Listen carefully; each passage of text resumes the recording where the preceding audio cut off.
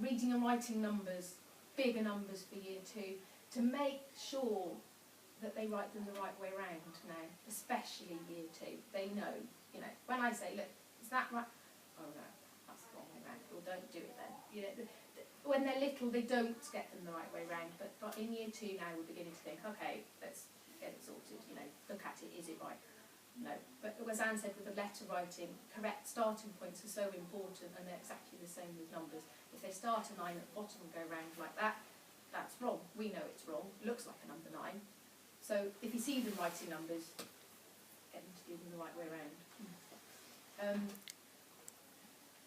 Knowing what each digit in a 2-digit number represents. Now, I was certainly taught addition and subtraction in the old boring way, where you had tens and units and then hundreds, tens and units, and they were all lined up underneath each other, and you just went, that and that makes that, that and that makes that, and you had no idea what the answer was going to be, or whether it was right, vaguely, or not. But we encourage children these days to think really carefully about how much a number is.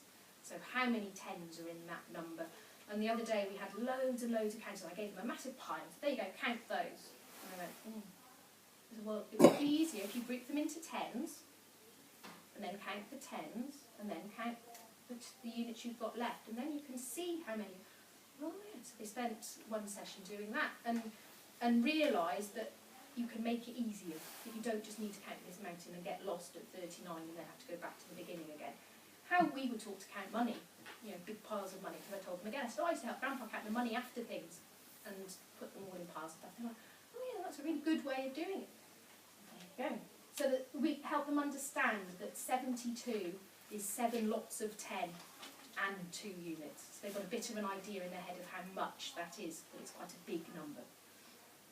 Where am I? Yeah, so partitioning numbers into tens and units.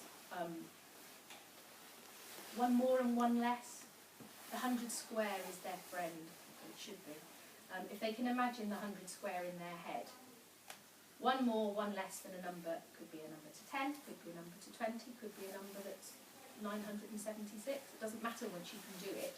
But if they can see the 100 square in their head and know that 10 less is up 1, 10 more is down 1, and it's the tens column that changes, not the units column. Those are the kinds of skills that the older ones especially are thinking about. But the 100 square is out a lot, so that they can see it and know how numbers work. And if they've set out a lot of counters and know that 72 is 7 lots of 10 and 2 more, they've got a vague idea of how much it is, and that it's those groups of 10, they're taking one away, and then they can...